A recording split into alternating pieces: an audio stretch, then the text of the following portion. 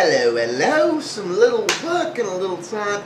You know, this has just been a fun week.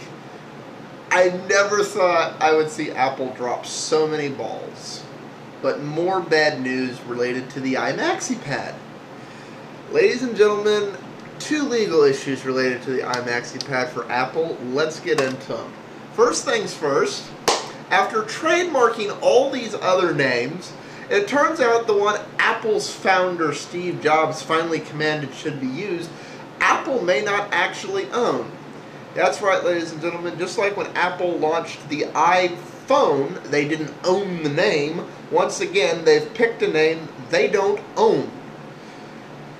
Fujitsu says they own the rights to the iPad name, and this is potentially going to turn into another legal problem, just like the name iPhone. You know, you would think that after all this time, Apple's legal would have the guts to stand up and go, Steve, we don't own the name, you can't use it. You're going to get us sued. It's not good for the shareholders. Especially not the tampon.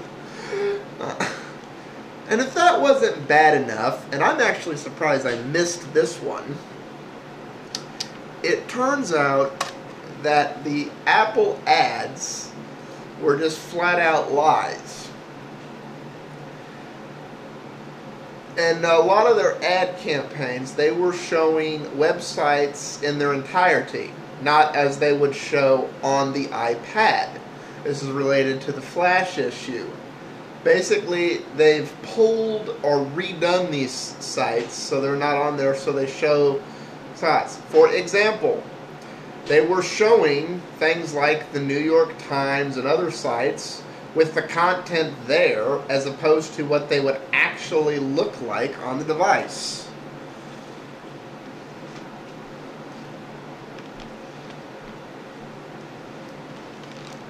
I mean, really, can you say devil's got you?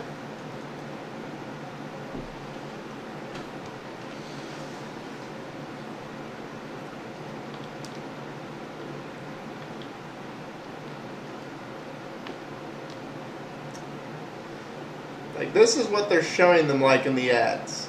Over here is what the sites actually look like. And as opposed to Emeek's argument that, oh, it's probably just an ad. Well, it's both ad and content, which is common on most sites.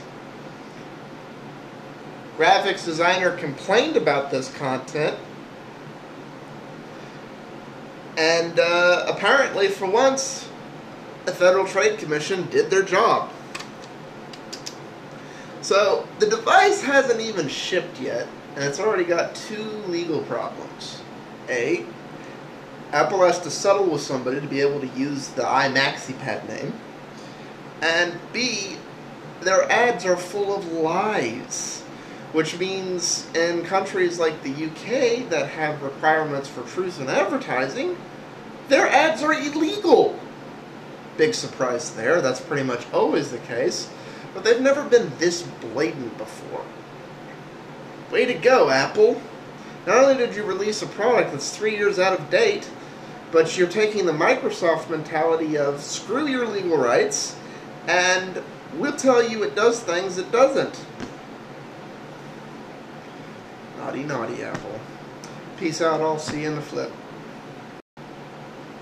Oh, also, before I let y'all go, I might as well cover this now since I have plenty of time left in this video. Some people have made requests regarding Linux, and I'm going to honor those requests. I'm going to do some Linux tutorials and installing and recommendations for moving over to Linux that people have asked for. It's going to be more information. I'm not trying to preach anyone throw Windows or OS X away.